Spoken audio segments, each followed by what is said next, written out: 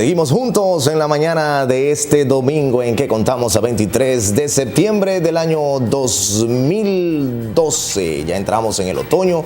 El equinoccio de otoño fue precisamente en la noche del 21 al 22, así antes de anoche. Formalmente ya el hemisferio norte entró en la estación del otoño en que las hojas caen, la brisa comienza a ponerse refrescante, sobre todo en los países de una latitud más al norte. Nosotros, los que estamos en países tropicales, bueno, pues no necesariamente notamos de una manera tan fuerte el cambio de las estaciones. Estamos aquí en Telecontacto desde la ciudad de Santiago de los Caballeros en la realización de esta aventura semanal, nuestro viaje imaginario a través del tiempo, justamente en la nave imaginaria del tiempo, que es el viajero que hoy tiene un invitado muy pero muy especial para mí, porque es una de las personas que ha servido como uno de mis maestros en la comunicación, aunque pocas veces he tenido la oportunidad de decírselo. Pero señoras y señores, nos prestigia hoy con su presencia, su visita. Vamos a estar dialogando sobre el asunto mercadológico de la música, sobre todo en la década de oro, la década de los años 80. Es nuestro queridísimo amigo de siempre y hermano, el licenciado Rolando Méndez. Bienvenido a nuestro programa, Rolando. Hola. ¿Cuánto tiempo? De verte de nuevo después de mucho tiempo sin verte. Sí. Realmente para mí, verte de nuevo me hace recordar aquellos tiempos de oro, Cierto, tiempos románticos de la radio. Realmente he sido un fiel seguidor tuyo donde quiera que yo he podido verte a través de la radio y la televisión. Gracias. Y agradezco esta invitación, así que estoy a tu orden. Bueno, pues Rolando, antes de nosotros entrar en la materia mercadológica sobre la cual nosotros vamos a estar dialogando contigo hoy, sería bueno pues que hagamos un poquito muy breve de historia. Rolando es una persona que yo conocí dirigiendo estaciones de radio de la música que nosotros colocamos acá, así que Rolando, nos gustaría que te toque a ti precisamente darnos a conocer, sobre todo a los más nuevos, ya que quienes no somos tan nuevos sí conocemos de tu trayectoria, cómo entras tú a la radio antes que a la mercadología directamente aquí en la ciudad de Santiago. Bueno, yo empecé como disc-jockey de FM. Yo recuerdo que... No te voy a preguntar sí, el año. Yo recuerdo que Azul FM trabajaba o estaba funcionando encima del Cine Apolo. Sí, al lado del correo, yo recuerdo. Correcto. Ahí se desarrolló, nuestro desaparecido Leonardo Tiles. Al Cafre, que era disc-jockey. Sí. Y yo era el montadisco del Cafre. En ese como le tiempo. decíamos, el control. Del control. Entonces, luego Radio Azul FM se convirtió en HIKB. Ah, se llamaba Radio Azul FM Sí. primero. Luego pasó... Yo no tenía receptor de FM esa. Exacto. Luego pasó a la 30 de marzo con Restauración, en la segunda planta, donde estaba Radio Azul y HIKB. HIKB se atrevió, yo recuerdo que el que se atrevió a poner un disco americano en FM fue el Cafre. Como en el 72, 74, por ahí. Y inmediatamente el propietario, el difunto Leonardo Tiles, le llamó la atención. Pero ven acá, te estás poniendo loco, Cafre. Pero luego los fines de semana le fue dando la potestad de que sigue pudiendo, y así fue. Y vio que creando, que funcionó. Claro, HIKB comenzó. Hay que hacer la salvedad de que fue la primera del Santiago que estuvo en una loma para cobertura regional. Y solamente la primera que puso música norteamericana cantada. Sí. Y música pop. En ese tiempo... la época de la radio FM instrumental. Correcto. En ese tiempo, yo recuerdo como ahora, que habían ya programas en AM muy famosos como el del Flaco. Sí. También estaba ya el Cafre en el aire y aquel legendario Auxilora. Que fue mi papá. Yo comencé por ahí, fue. Correcto. La Acción Joven de Radio Acción de Jaime Nelson Rodríguez. Yo no recuerdo. The All American. Auxilora se llamaba, no me recuerdo. La Acción Joven, The All American, que fue el primer programa que yo hice. Perfecto. Sí. Bueno, pues ha trascendido. Yo recuerdo la época de los Elías Hueve. Elías Hueve también. Sí. Fue esa época. Se llamaba 1380 Disco, el programa de Elías. En la época de los 80 se puede considerar la época de oro. Porque ya ahí viene un boom, un crecimiento con motivos que vamos a conocer ahora. Y fue la época que empezó a comercializarse realmente la música. Empezó la era de los videoclips. Porque dejó de ser tan artístico y se comenzó a ver ya como un mercado poderoso. Correcto. Sí. Comenzó a empezarse a crearse los videoclips. Nacieron ya en TV. Para la cobertura satelital, claro, y los telecables comenzaron a proliferar. La música comenzó a ser una industria. Sí. Indudablemente fue la mejor época, donde más ídolos fueron creados. Que todavía están vigentes, Bueno, incluso sus canciones. ahí está la historia de Michael Jackson, de Madonna, de todas estas personas que todavía siguen El siendo Supply, la misma, precisamente un fenómeno. Sí, un fenómeno. Que aún comenzando en la segunda mitad de los 70, precisamente esa plataforma mercadológica gigantesca de los 80 es que les permite precisamente cubrir todo el mundo de habla inglesa. Hay canciones que incluso jóvenes que no estaban, eran ni siquiera nacidos, niños, que todavía se ponen y las reconocen. Viven, sí, las sí, reconocen. Sí. Lo muy bien está el caso. De cada 20 llamadas siempre hay un niño que me pide, ponme a Michael Jackson. Perfecto. Entonces, básicamente, en esa época estaba JKB, después inició Radio Amistad FM con la música americana y se convirtió en competencia. Sí, yo recuerdo. Entonces, esas son las 2 emisoras. Luego yo pasé a ser director de JKB. Luego entró W en el 89. Fui yo el creador de HW prácticamente, que HW fue el Olama, que los dueños de los cines. Para que la gente sepa, esa es la emisora que hoy es 101.1 Premium. Premium, perfecto. Esa época básicamente era tan romántica que la gente escuchaba un disco romántico y se lo ponía a la novia sin saber lo que decía. Porque está diciendo algo bonito. Como un disco de Olivia Newton-John. Sí, o de los Carpenters. ¿Sabes? Exactamente. Sí. Eran tan bonitas las melodías que la gente decía, algo bonito tiene que estar diciendo. O los Bee Gees. Sí. How Deep Is Your Love y eso. También era la época que marcaba mucha pauta de la moda.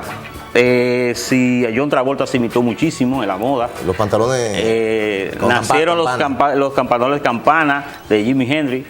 Sí, los zapatacones de Jimi Hendrix. O sea, todo eso, la música marcó moda también. Ya eso no ha vuelto a suceder.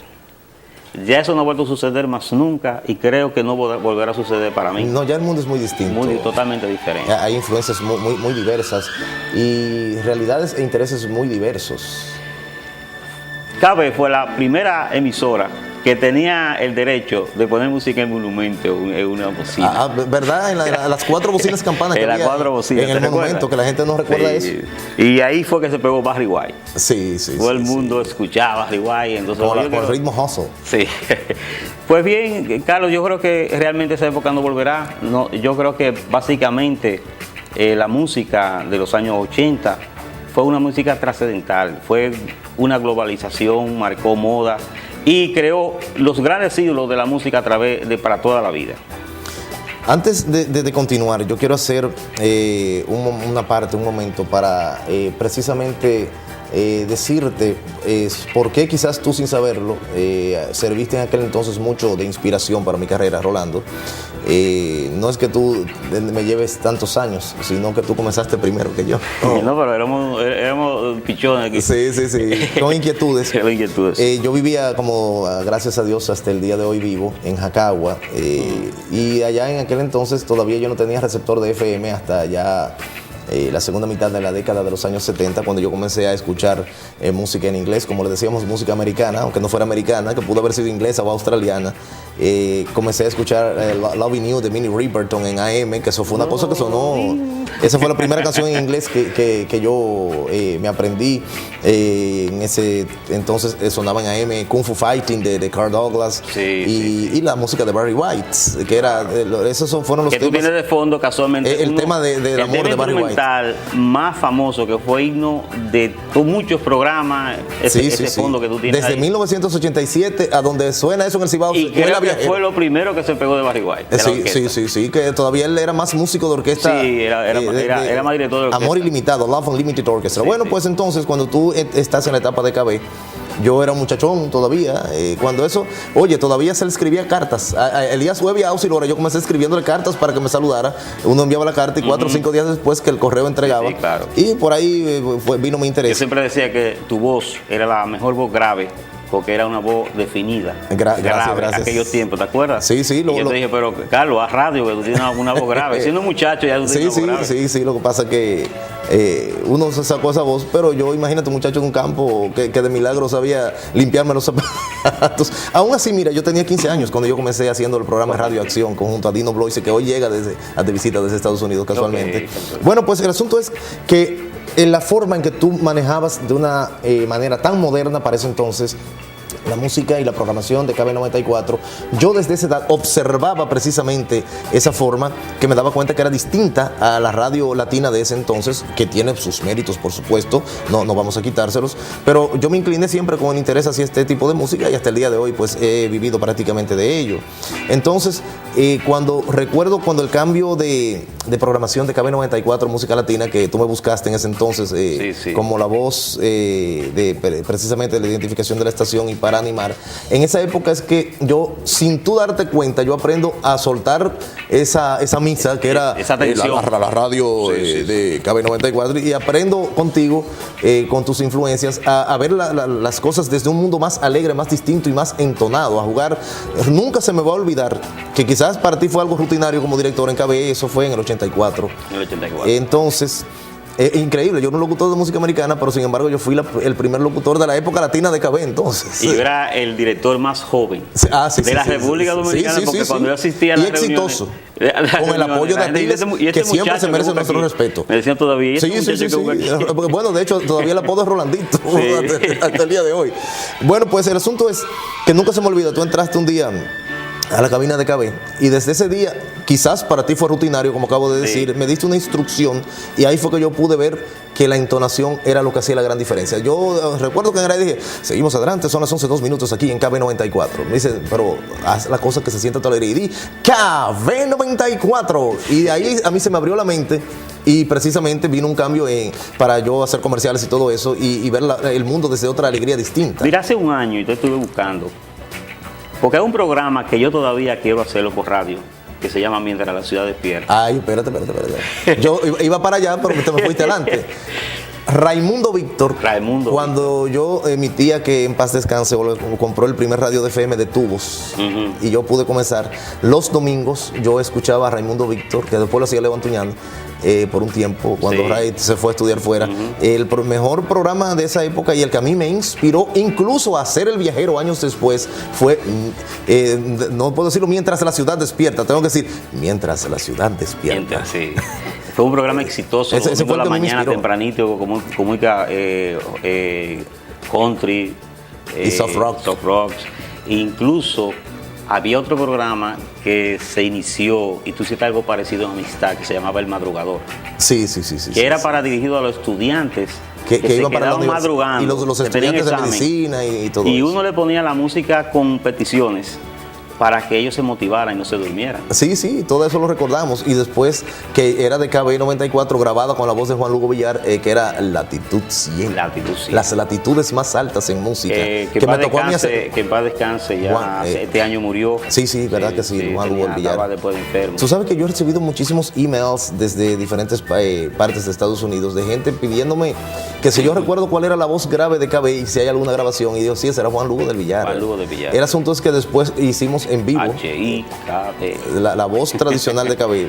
Bueno, pues retornando al asunto de los 80, el gran boom, el gran crecimiento, cuando deja de ser un mercado tan artístico, tan romántico, y ya comienza a ser algo más globalizado gracias al desarrollo de la tecnología de esa época. Sobre eso vamos a centrar, para que la gente sepa el por qué ha sido tan distinto el crecimiento del mercado de la música en inglés a partir de esa década. Y me voy a atrever, sin haberlo consultado contigo, usted es dueño, en que próximamente vamos a anunciar por aquí de un programa de radio que se va a llamar La Época de Oro de los 80. Ya lo saben, vayan anotando. Que simplemente los amantes de aquellos hits que todavía perduran tengan ese relax, escuchando un programa una vez a la semana, en una hora determinada, para reencontrarse. Y ellos vuelvan a recordar esos tiempos, porque fueron tiempos románticos, fueron tiempos de tranquilidad. No había tantas cosas como ahora se anuncia. Pocas noticias violentas aparecían en los medios. Por lo tanto, yo creo que sí que debe uno mantener ese enlace con lo bueno, tanto en la música como en muchos aspectos de la vida. Yo creo que uno tiene que estar enlazado. No es bueno muchas veces ver el pasado, pero sí ver lo bueno del pasado, porque eso por lo menos le da cierto grado de esperanza y de tranquilidad, de que hubo por lo menos algo bueno. Y de que sí, y que fue una opción buena. Sí, correcto. Mira, vamos a ir con uno de los videos musicales que tenemos pendiente. Vamos a retornar en unos minutos para seguir dialogando con nuestro